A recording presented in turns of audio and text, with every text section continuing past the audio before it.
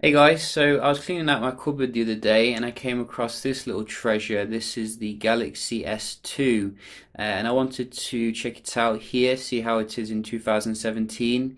I think it's coming on for 6 years old, released back in 2011, the sequel to the popular Galaxy S phone, and this one was the phone I think which really propelled Samsung ahead of Apple in terms of the the features, etc. So we're going to check it out here, have a look at the software, see where Samsung's left it off on in terms of Android. So obviously if we go into the settings here, we can see we're getting Android 4.1.2, which I think is ice cream sandwich. Or it could be, no, it's not Jelly Bean, because Jelly Bean I think was 4.2. So this is just one before Jelly Bean. And if we click this here, oh, actually it is Jelly Bean, I'm getting mixed up. So I thought the Jelly Bean was 4.2, but it must have been 4.1. An ice cream sandwich, guessing, was the 4.0. So nice software here. You know, one thing I did actually enjoy about the older software was how kind of retro it looked, like 1980s. If we just do a quick little comparison here with the modern Samsung device, this is the A3 2017. You can see the old TouchWiz was very no nonsense, no fluffiness. It just, so to me it actually felt a little bit faster as well, going in and out of stuff.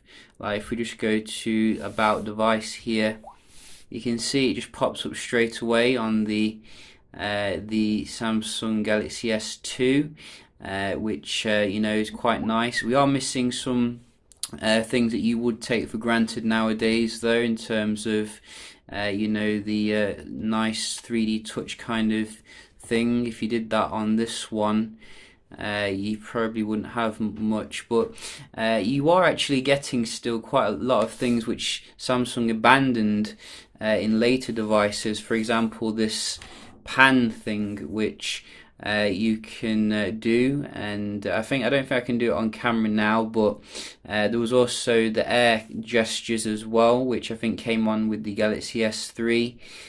So they have had some nice things in the past, which they've later gotten rid of for some reason.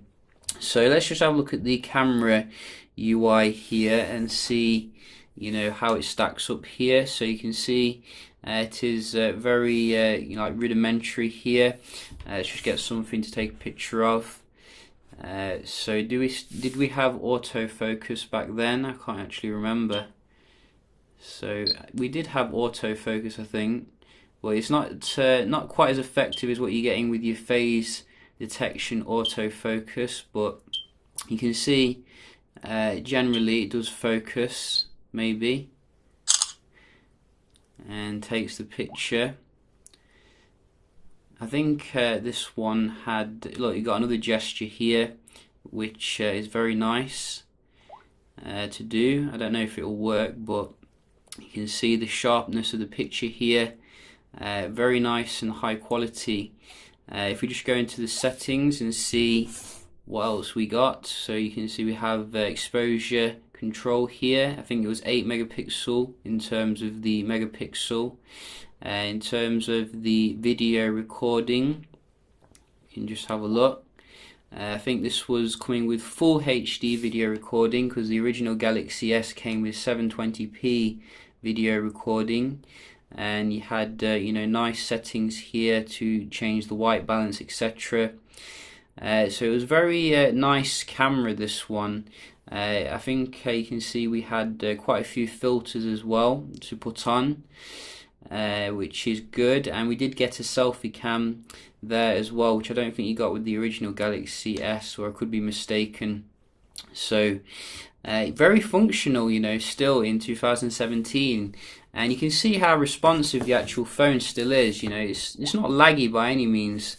I think it was running the 1 gig of RAM with the dual core Exynos processor. I think it was probably 3 series, and it still feels very nice in terms of the responsiveness here, similar to the original Galaxy Note as well. You know, still very usable, probably more responsive than your low-end junk like the J2 Prime, which I wasn't too impressed with. And the screen's definitely better.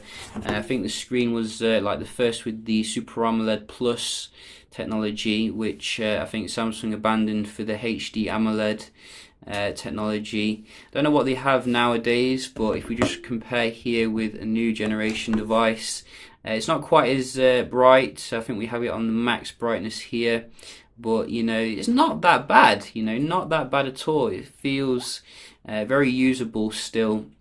You can see I think the screen's gone a bit purple on my Galaxy Note, but it's still very accurate here on the S2, which is good.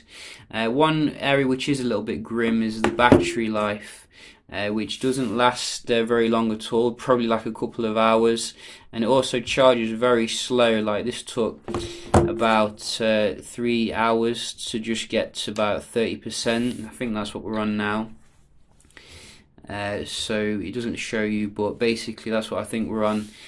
So you could actually swap out the battery though, obviously, because of the back, it's removable. So that's something they have gotten rid of recently. One thing I did enjoy with the older Samsung device was the attention to detail when it was booting up and things like that. Just give you some nostalgia here when it comes to the boot up sound, which should come on when it is ready.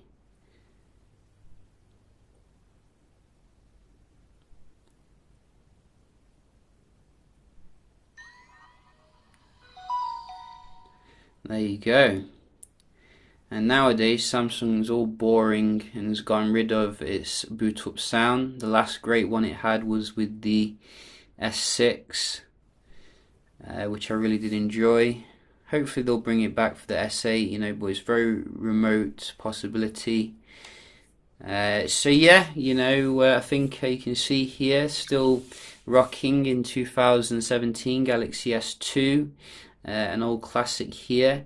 And yeah, I'll probably check out some other older phones as well if I find any, like Xperia SP, if anyone remembers that, and Galaxy S4 Mini. Those are the ones which do stand out that I do remember. So yeah, hope you enjoyed the video, found it helpful, and I'll see you in the next one. Cheers.